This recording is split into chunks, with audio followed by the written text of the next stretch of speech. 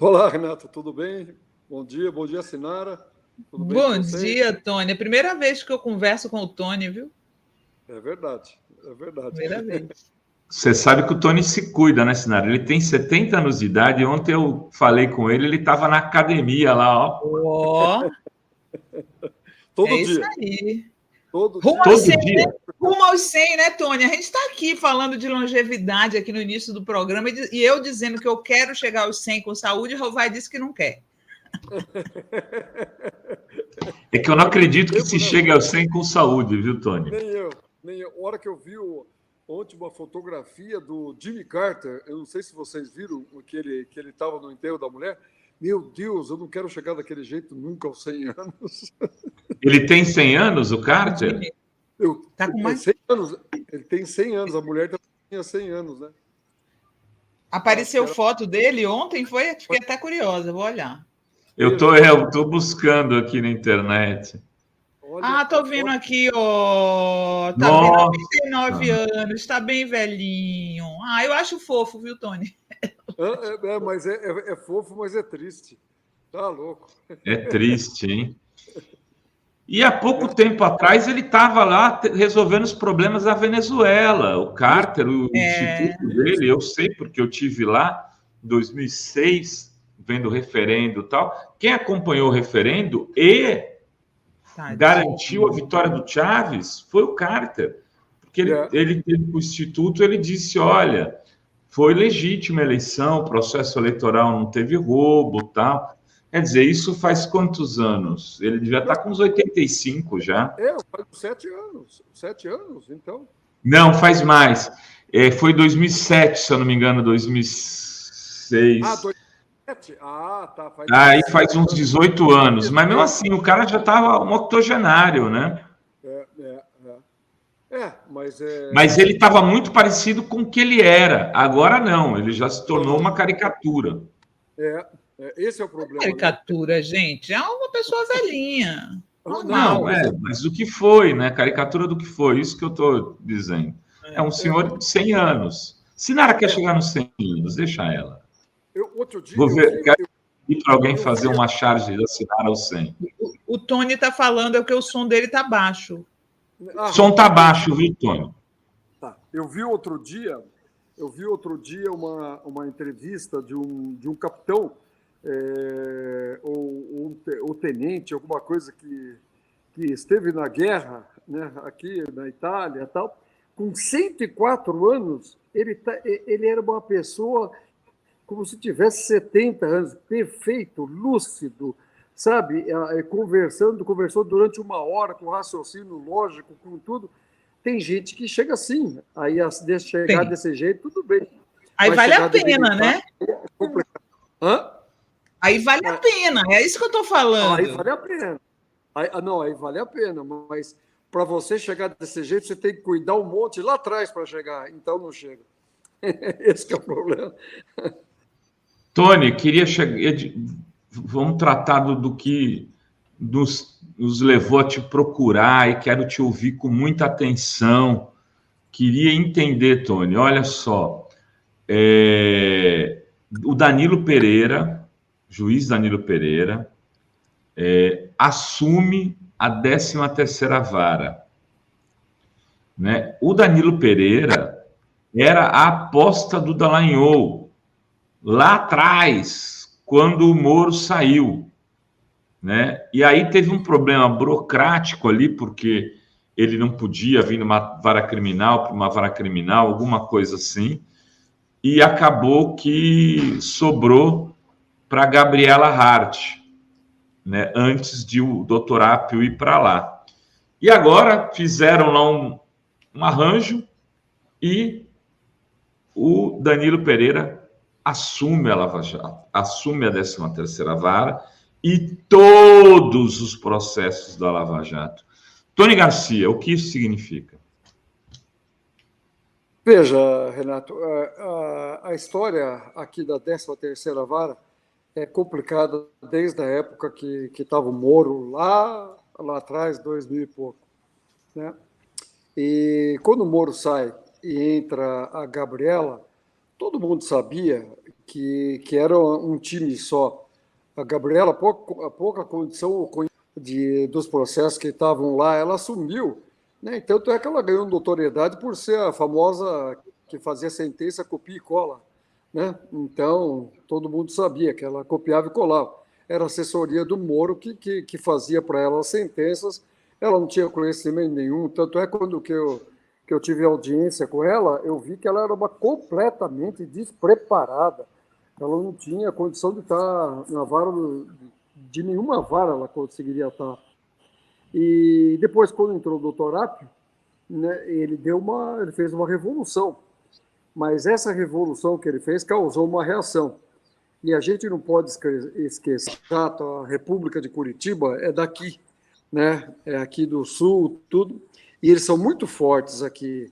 E isso, né, esse mecanismo de se fazer, de se girar para se colocar o Danilo nessa vara hoje, ele era uma pessoa alinhada ao Moro, alinhada a Daniela Hart, e é uma pessoa que tem um histórico comigo do lado de trás, né, que teve ele que ele me levou a ser processado como dono do consórcio Garibaldi, porque eu nunca fui dono do consórcio Garibaldi, e ele sabia disso, porque ele, o Danilo, foi do consórcio Garibaldi, para todos saberem.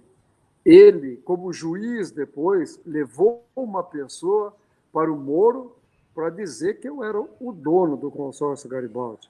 Essa pessoa, que é o Agostinho de Souza, que ele levou, trabalhou junto com ele lá.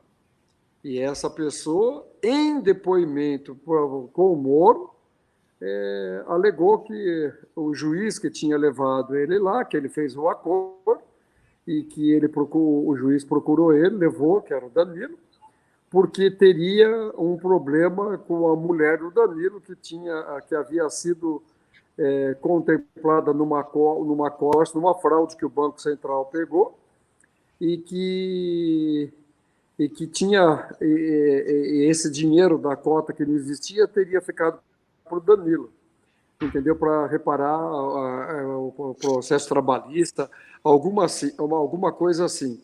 Então, o Danilo na minha vida, tem história lá atrás. Eu nunca conheci ele, né, dentro do consórcio Garibaldi, nunca vi ele lá, porque eu me passava dentro do consórcio.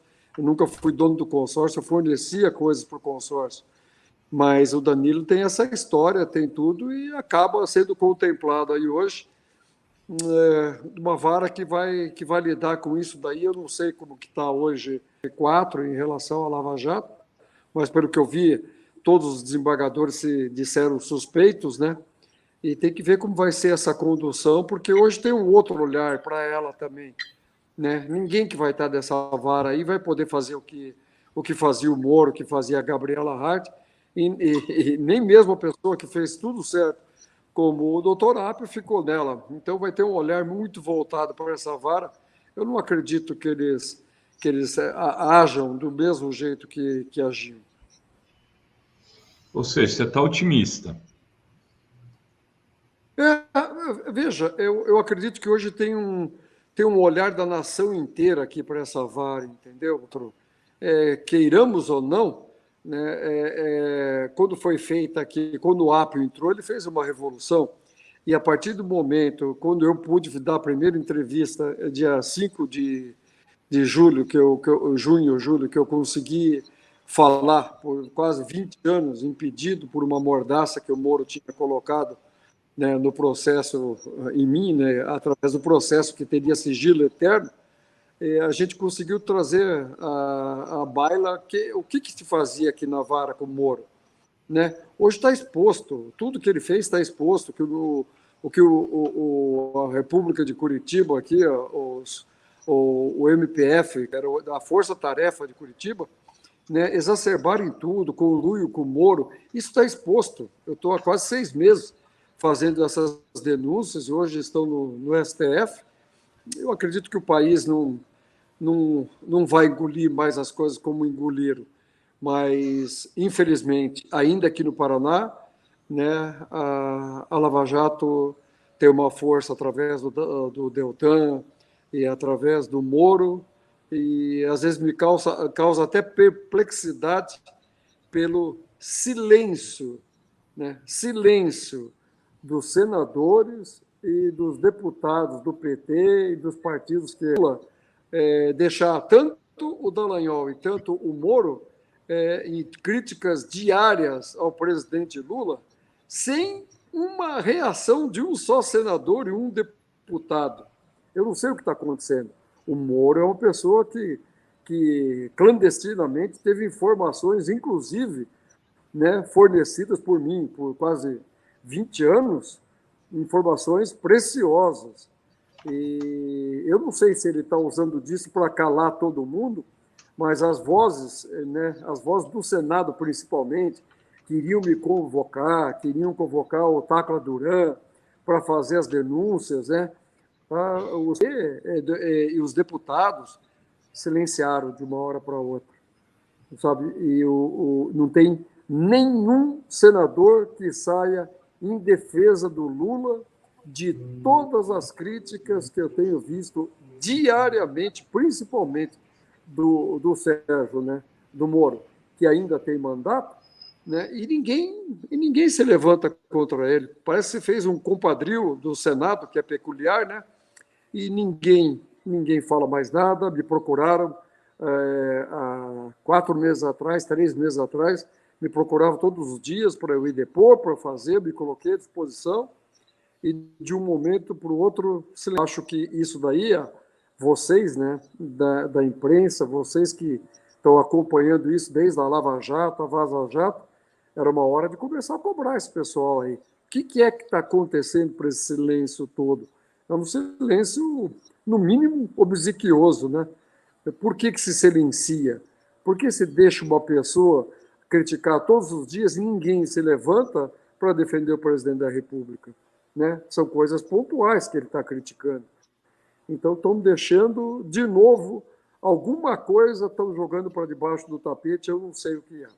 Mas os nobres parlamentares, eu fui parlamentar e eu sei, cumprindo com a tarefa deles. Você tem razão, realmente, né? O pessoal não responde. Talvez seja algum tipo de estratégia de que não respondendo as coisas que ele fala não tem eco, sei lá, mas de qualquer maneira, eles terem dito que iam te convocar e não convocarem, não faz sentido.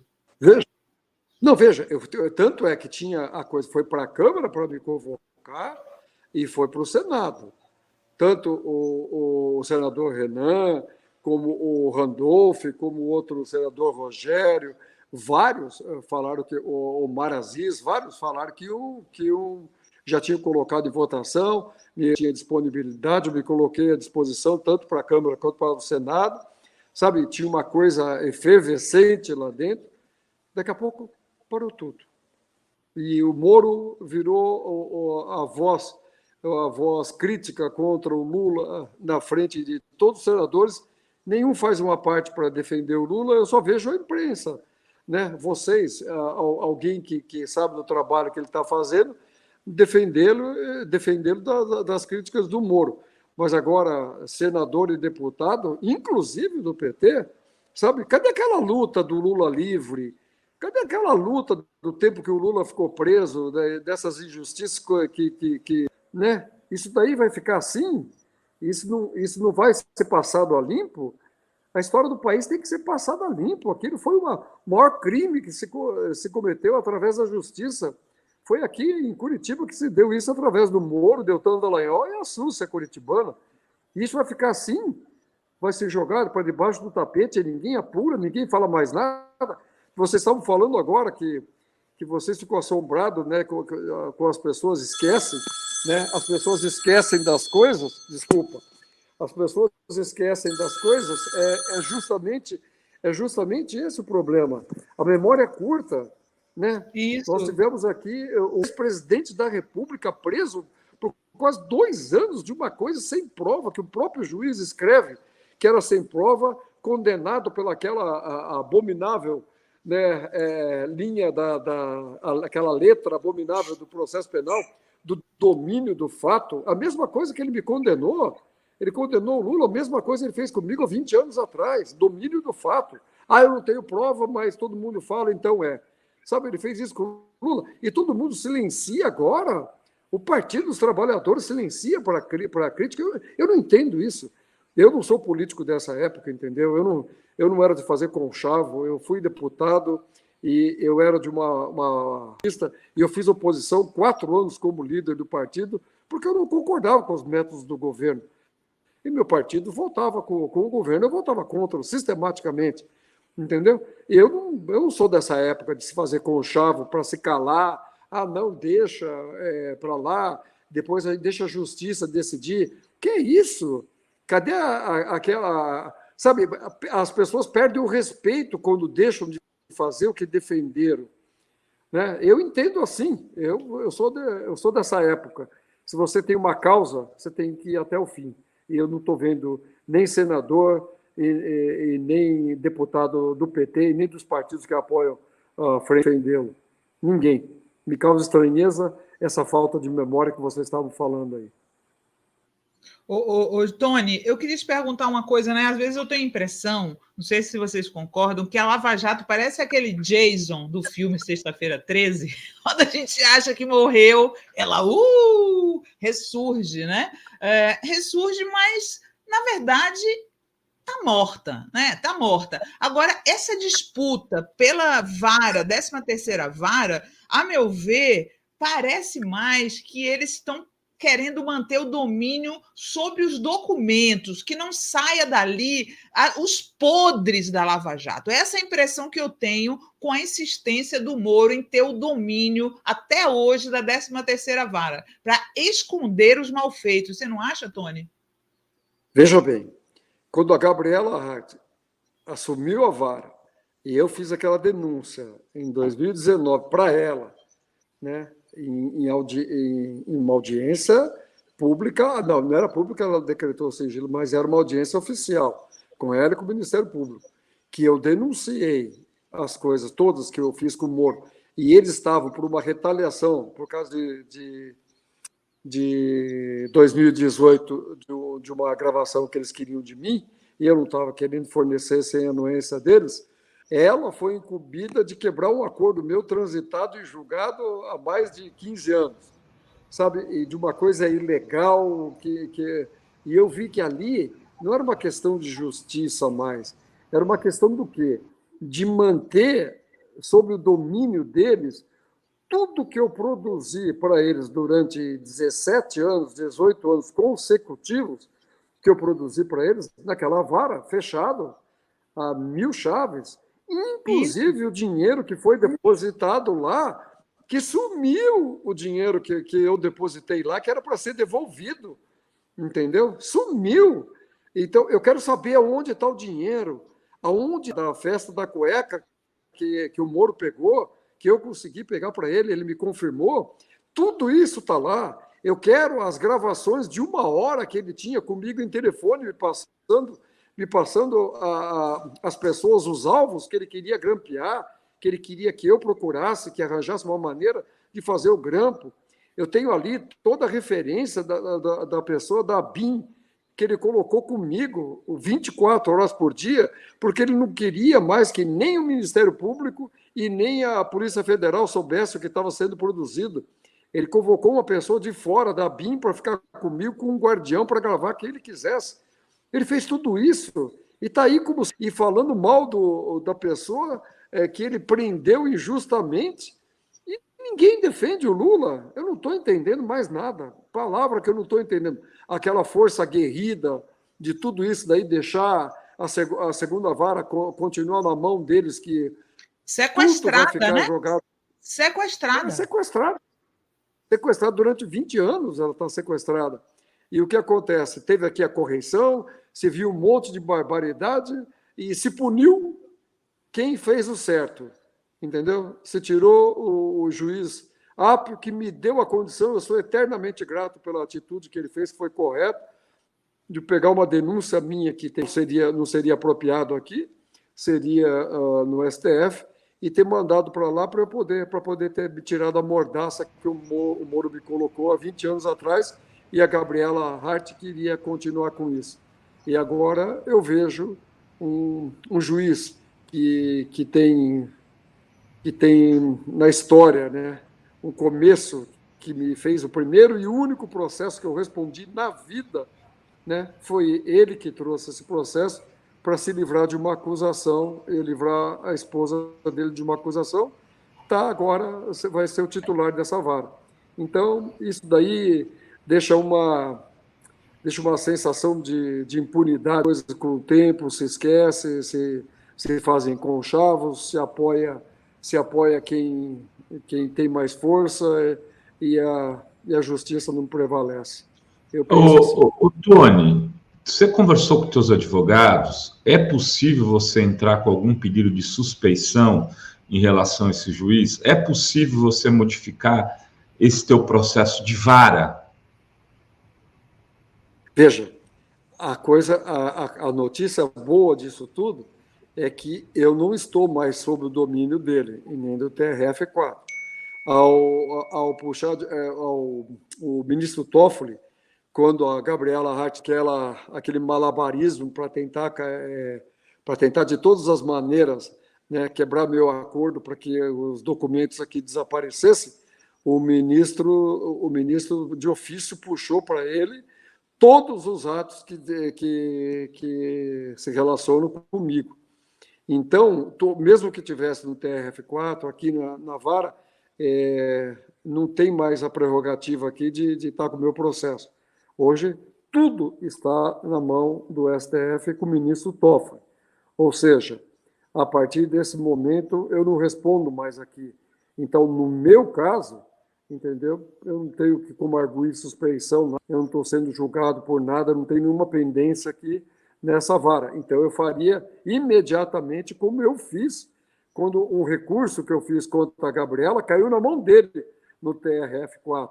E como ele não decidiu, eu comecei a falar isso, que ele não tinha decidido, e aí o ministro Toffoli puxou de ofício, porque ele estava deixando correr no TRF4 quando ele estava com isso, quando ele estava lá, substituindo alguém. Mas hoje eu não estou, esse meu processo está totalmente no STF. Então, eu não posso arguir essa suspeição hoje. Mas olha, Rovai, Sinara, estão ouvindo? Não, porque o Rovai estava sem som, ele estava falando alguma coisa aí.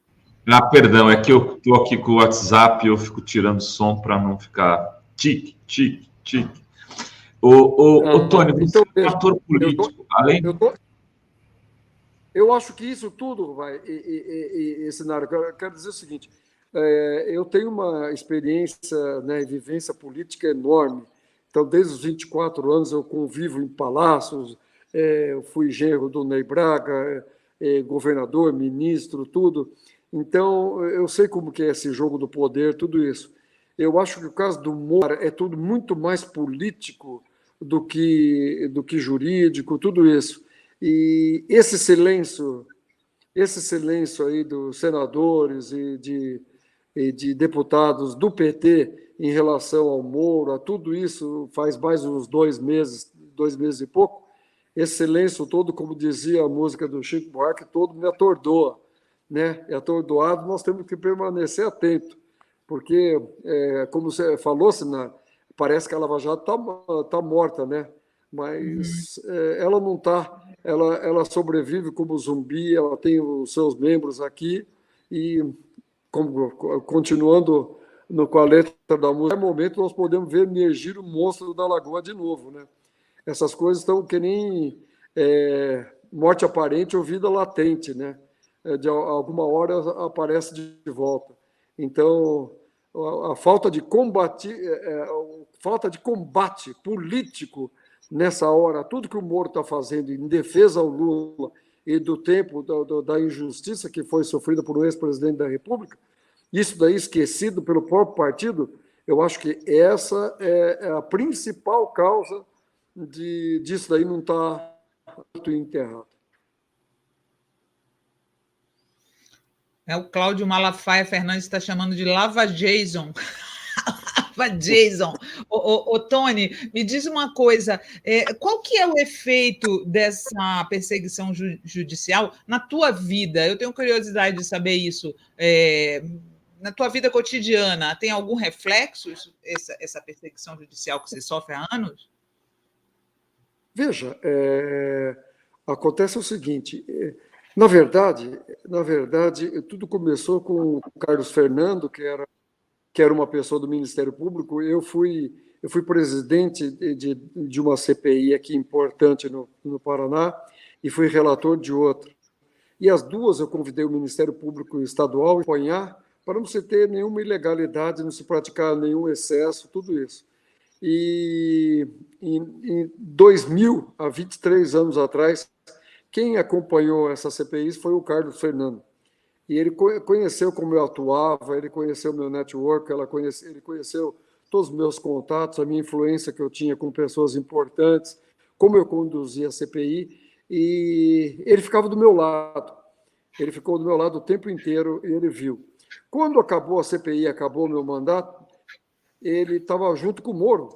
E ali ele começou a construir alguma coisa para tentar, de alguma maneira, me sequestrar deles para fazer um monte de irregularidades. E fizeram isso com essa ação do consórcio Garibaldi, usando hoje o juiz Danilo para isso, um ex-sócio do consórcio, para tentar criar uma história, como criaram para o Lula, para prenderem o Lula, fizeram comigo. Entendeu? Mas no primeiro dia que me prendeu, já recebi o recado de gente deles, dentro da Polícia Federal, né, que a minha coisa não era jurídica, era política. E se eu tivesse intenção de colaborar, falar a verdade, que eu não ficaria ali. Caso contrário, entendeu? Ele me jogaria na penitenciária. Esse é o recado que eu recebi, que eu estava na Polícia Federal preso. E outro recado que eles queriam, que eu imediatamente tirasse da minha causa, cassasse a procuração de 2 advogados, que eram o Michel Saliba e o Roberto Bertoldo, que eram inimigos pessoais do Moro e do Ministério Público. E eles me pegaram para atingir, primeiro, o Roberto Bertoldo e o Saliba, que eram de uma turma contrária a eles. Eles entendiam que o Bertoldo tinha muita força no TRF4 e reformava todas as sentenças do Moro lá. E eles queriam pegar o Bertoldo. E o Bertoldo, sendo meu advogado, eu poderia fazer alguma coisa para eles pegarem o Bertoldo. E, de fato, pegaram. E prenderam ilegalmente, tanto o Saliba quanto o Bertoldo, prenderam ilegalmente. E condenaram ainda o Bertoldo por gravação ao Sérgio Moro, e forjada, que não foi ele que gravou, eu tenho falado isso desde o início. Então, esse sequestro que eles fizeram da minha vida, na verdade, né, ela começou em 2000, forte, que eles começaram a agir pesado, começou em 2003, assim que acabou o meu mandato. Eles começaram, porque eu tentei, quando deputado, fazer com que a coisa, eu pudesse ser julgado no TRE, porque eu tinha prerrogativa de foro, mas precisava da Assembleia aprovar isso. E eu pedia para o presidente para aprovarem, para que o meu processo fosse para lá e eu pudesse ser julgado lá, porque lá eu teria isenção naquela época, né, que ele não tinha, o Sérgio Moro não tinha nenhuma influência lá na época, e o presidente da Assembleia não deixou porque falou que abriria um precedente perigoso e não votaram para que eu pudesse responder lá. Quando eu perdi o mandato, o Sérgio Moro começou a atuar em todos os tribunais, inclusive STF, STJ, com alegações de que eu estava ameaçando pessoas de morte. Ele fez isso, forjou tudo, que eu estava ameaçando de morte, que depois desmentiu em justiça. Tudo isso hoje está no STF. Mas eu fui sequestrado em 2003. Então faz 20 anos que eu tenho a vida sequestrada e ainda não tenho desfecho disso. Eu estou esperando, nós entramos lá pedido para o ministro Dias Toffoli, que deve estar sendo apreciado, para que se reveja uma coisa que eu não tive isenção e nem pude recorrer de nada que o Moro fez sobre sempre, né, aquela coisa de estar com a faca no pescoço e ele me ameaçar de prisão se eu recorresse. eu estou fazendo isso agora. Mas como estou no estágio, pelo menos eu estou mais tranquilo que está numa esfera que eu não sofro mais o constrangimento que eu sofri durante 20 anos. Por isso eu estou mais tranquilo. Tony, deixa eu te perguntar uma coisa. Quer dizer, primeiro, antes de te perguntar, deixa eu ler uma notícia aqui. Epa. Eu estava aqui. Aqui. Uma notícia do blog do Ismael, né? Caso Moro começa a andar hoje no TRE Paraná. Daqui a pouco, a partir das 13 horas, daqui a 1 hora, já sob nova relatoria, o caso Moro começa a andar no Tribunal Regional do Paraná, ouvindo as testemunhas arroladas pelo senador. Desde ontem, o novo relator das ações que pedem a cassação de Moro é o desembargador Luciano Carrasco Flavinha, após licença do antigo relator que não foi reconduzido ao TRE. O ex-juiz começou a ser julgado, etc., e segue a notícia aqui do nosso amigo Ismael. Você está acompanhando essa história? Essa mudança de relatoria beneficia o Moro, como o Ismael tem dito no seu blog, Tony Garcia? Não, eu não acredito nisso. Eu respeito o Ismael, gosto muito dele, e respeito a opinião dele, mas eu acredito o seguinte, ontem ou anteontem, já foi ouvida a primeira testemunha pelo novo desembargador que está ouvindo, o novo juiz, que ouviu, e ele tem conhecimento do processo perfeito, entendeu? Ele tem conhecimento por inteiro. Ele poderia ter pedido tempo, pedido vistos para fazer, não. Ele não adiou prazos, ele não adiou nada, ele estudou o processo.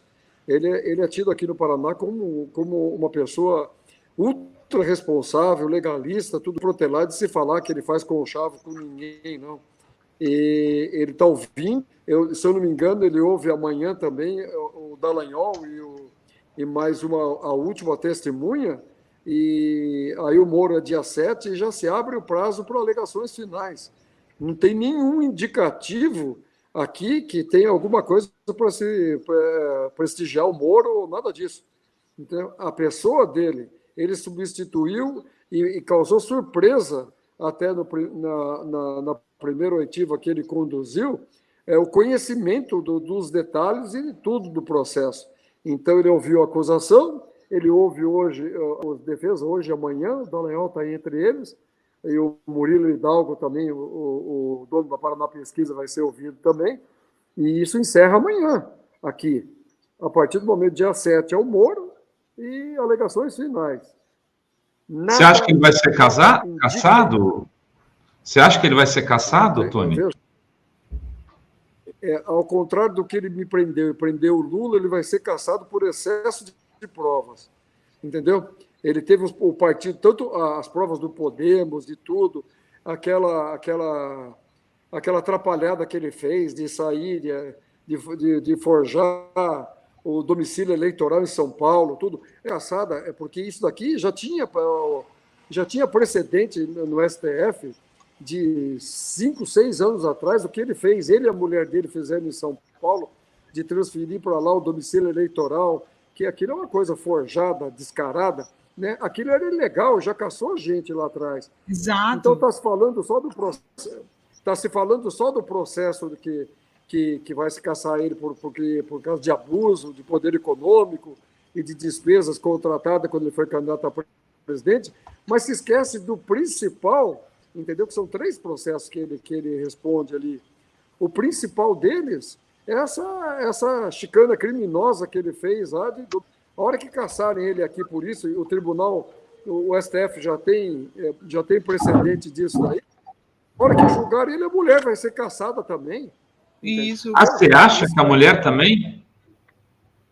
Imediatamente, após a cassação dele vem a dela. Se for por essa razão, sim. A mesma coisa, como já tem julgado do STF que isso daí é pacífico lá, isso daí não se fala porque aqui tem muito mais leitura quando você fala que é de um juiz respondendo por abuso do poder econômico.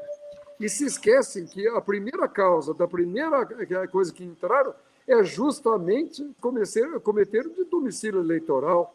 Fraude. Porque é público e notório, entendeu? Que eles fizeram isso. Então, uma vez isso caindo também, né, eu acho que cai aqui em Curitiba já, a partir desse momento, eu acredito que a esposa dele também, a Rosângela, seja caçada. E como eu falei tanto aqui da 13ª vara, os olhos da nação estão voltados para o TRE aqui também. Sabe, o TRE tem uma responsabilidade enorme de reparar tudo isso. Hoje, geral, de todos, né, não só do judiciário, de vocês, jornalistas, da população, né, a Vaza Jato, embora por meios tortos, ela trouxe à tona o que eu tenho provas no meu processo e estou podendo ratificar tudo que ela trouxe à tona, né, esses conchavos, tudo isso, e eu pude entregar tudo isso ao STF. O TRE tem conhecimento dessas coisas hoje. Eu acho que o Paraná tem a chance hoje, de, como está nessa ribalta aí, em um julgamento importante de uma pessoa, né, que sequestrou a justiça, tendo um monte de ilegalidade. Eu duvido que eles queiram passar pano para ele hoje com qualquer coisa de bairrismo, qualquer coisa assim. Pelo contrário, eu acho que todos aqui, o Paraná tem excelentes juízes e tal, e isso vai fazer com que seja um julgamento exemplar, e para que nunca mais se repita o que se fez em Curitiba com uma força-tarefa que desprestigiou o judiciário e desprestigiou o MPF, uma instituição importantíssima para o país, que foram todos desprestigiados por esses conluios e de provas forjadas para perseguir inimigos políticos e para prenderem o principal alvo, que era o Lula. Eu, muito tempo, fui obrigado a procurar coisa contra o Lula, contra o PT, contra o Zé Dirceu, obrigado pelo Sérgio Moro, pelo Deltan Dallagnol, pelo Carlos Fernando, sabe, pelo Januário Paludo. Eles queriam saber, eles queriam PT, Lula, é isso. Essa obsessão fez com que eles passassem por cima de todo o ordenamento jurídico. E eu não acredito que o TRE do Paraná, né, tenha uma visão diferente do que o país. Muito confiante de que as coisas se resolvam aqui no Paraná. E logo. O Tony, e ele tá com azar, porque a conjuntura política está contra ele no momento, né? Bolsonaro está de olho na vaga dele no Senado, né? Assim, eles estão ali de butuca esperando que o Moro seja cassado para Michele sair candidata ao Senado. Ela está se colocando como candidata ao Senado do Paraná. Então, assim, se tiver algum interesse político da extrema-direita nesse julgamento, vai ser contra o Moro. Agora, deixa eu aproveitar a pergunta da Sinara para engatar aí um comentário, aproveitando que você também é um ser político, né? Eu duvido que a Michele saia candidata a senadora do Paraná. Eu acho que ela vai fazer esse jogo de cena, sabe? Eu queria te ouvir em relação a isso, Tony. Porque para o Bolsonaro é assim, altíssimo risco. Se a Michele perder, a derrota para ele né, no Paraná seria uma coisa assim, monstruosa. Seria uma derrota que o tiraria, talvez, do jogo político. A questão seria derrotada? Essa não, a questão. Sempre há o risco, né? Sempre agora, há o risco. Renato, a questão é o risco que existe. Eu posso te falar. Renato, como você falou, eu posso te garantir uma coisa. Se a Michele sair candidata aqui, ela sai apoiada por um prefeito que tem 78% de aprovação, ela sai apoiada por um governador que tem 77% de aprovação e sai apoiada por um Bolsonaro que tem 73% de aprovação aqui no Paraná. Ela seria ninguém seria candidato contra ela aqui. As candidaturas se retirariam, porque todo mundo sabe. Eu fui convidado para ser candidato ao Senado aqui por vários partidos. no lugar do Moro, caso ele seja cassado, entendeu? Mas eu sei que ninguém tem chance, se ela for candidata aqui, com essa teia de apoio que se faz aqui no Paraná. As eleições aqui no Paraná, a gente sabe antes, Renato, como elas vão acontecer. Todo mundo sabia a época que o Beto seria eleito prefeito, que ele seria reeleito. É muito previsível, né? Aqui é previsível. Aqui não tem. Aqui, a gente tem um instituto que afere aqui, nascido aqui no Paraná, inclusive nasceu na minha campanha, que é a Paraná Pesquisa, e a gente tem muito aferida durante o tempo inteiro aqui. O Murilo faz aqui para várias pessoas políticas, então ele tem um campo enorme de aferimento. Nunca ele errou uma pesquisa aqui, nem para Senado, nem para nada. Ele nem na margem de erro ele errava. Ele se mostrou isso até no Nacional também. Ele acertou com o Lula, acertou tudo. E a gente tem a notícia aqui, a gente sabe a eleição pelo Murilo Hidalgo.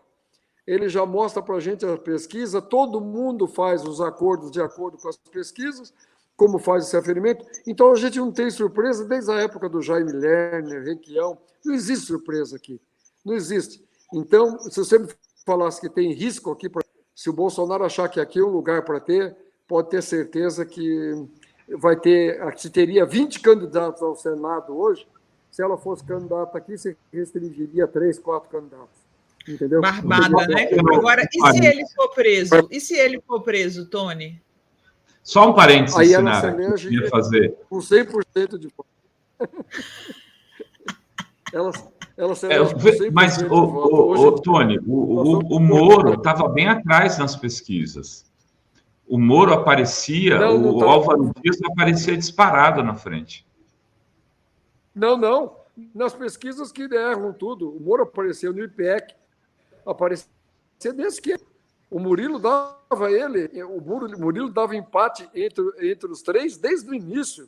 E o Moro brigou, o Moro não, o Álvaro Dias chegou a brigar com o Murilo, entendeu? Porque falou que o Murilo estava trabalhando para o Moro, trabalhando para isso. Quando o Murilo deu contra todo mundo que apresentava o Álvaro, lá despachado na frente de todo mundo, o Murilo deu todo mundo entre 27, 26, 25, todo mundo empatado tecnicamente. Ele, o Paulo Martins e o Álvaro.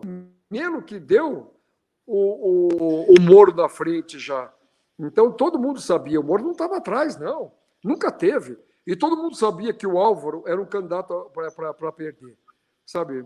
Todo mundo. Ele nunca disputou uma eleição que não tivesse, como eu falei, né, tudo já combinado, tivesse apoio de todo mundo.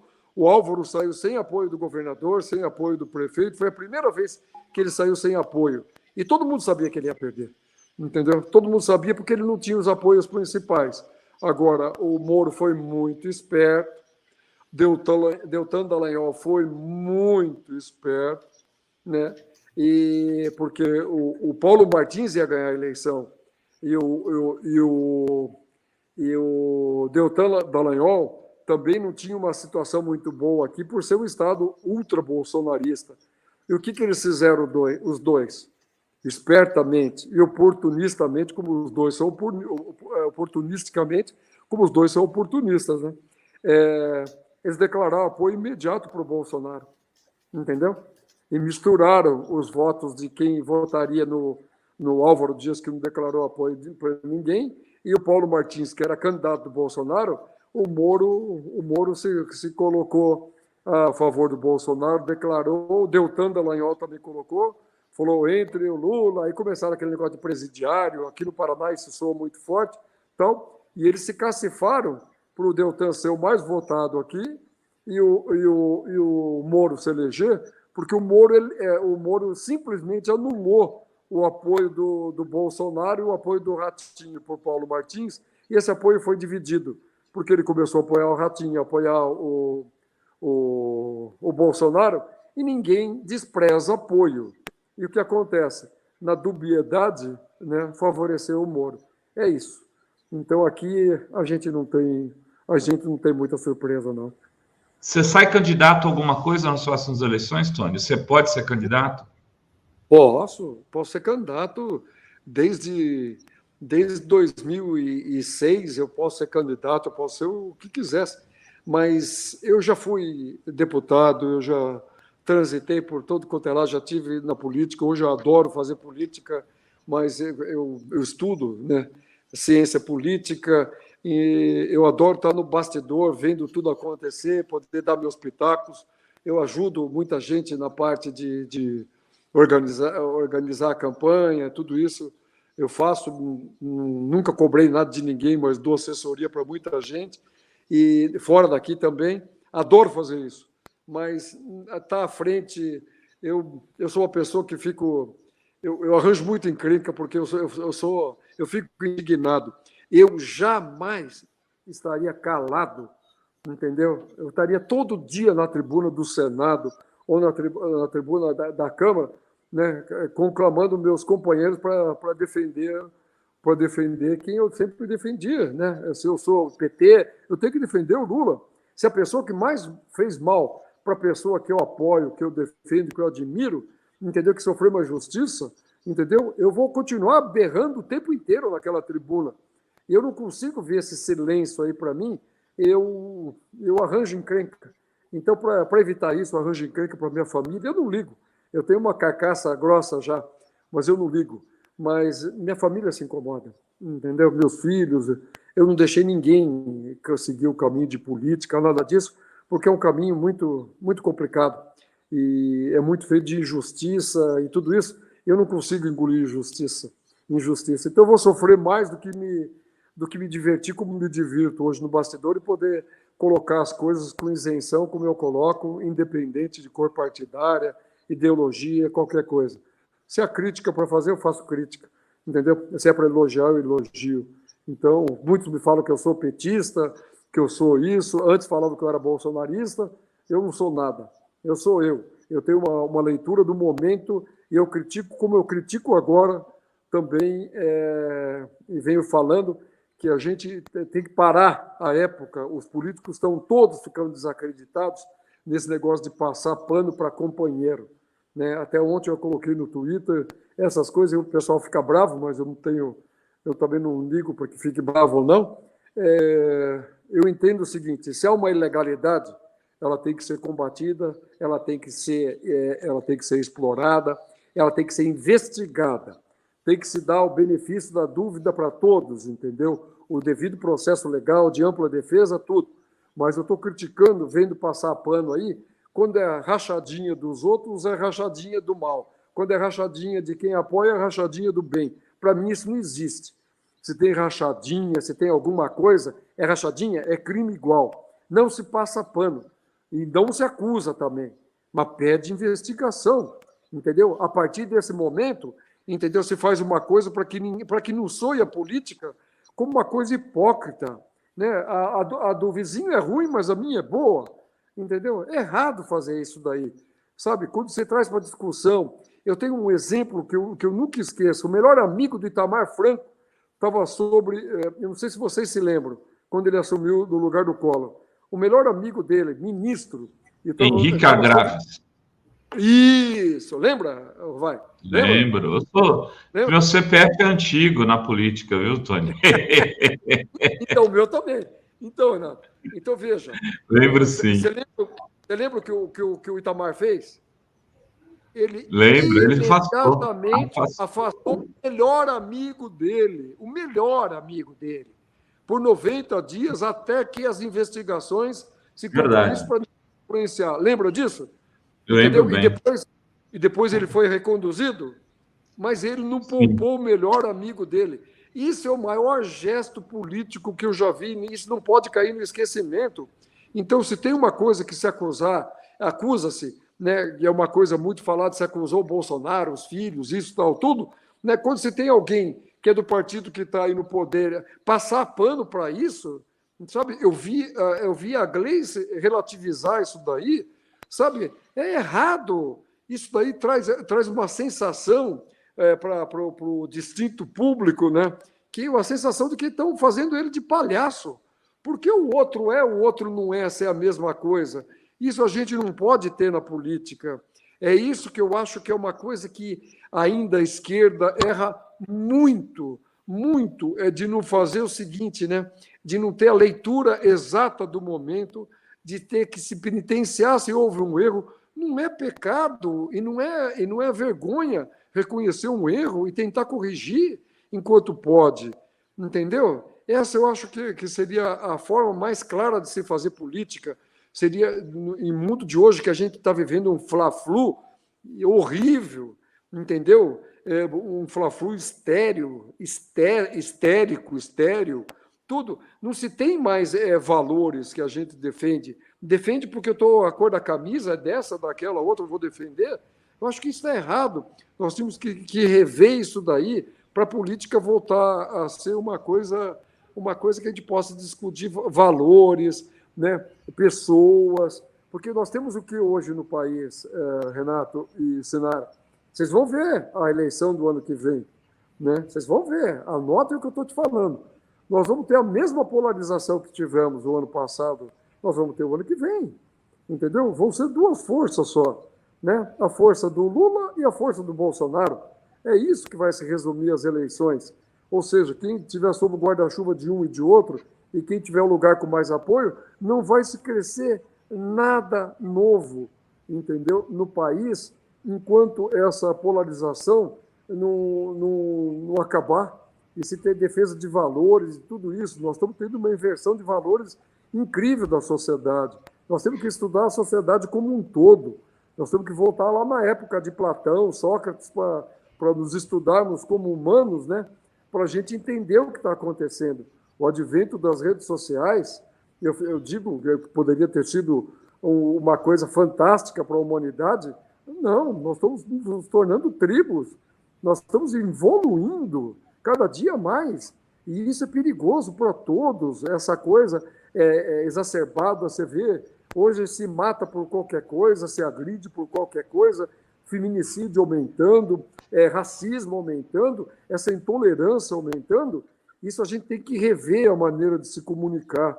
E se a gente não tiver as pessoas, né, os nossos políticos, que são essa caixa que reverbera para toda a sociedade, né, estudando um pouco mais o comportamento humano, essas redes sociais, não é proibindo, fazendo lei de mordaça, que nem essa que aprovaram agora, que a imprensa, né, que é o mensageiro, vai ser punido se alguém for entrevistado, como eu agora, estou falando com vocês, eu faço alguma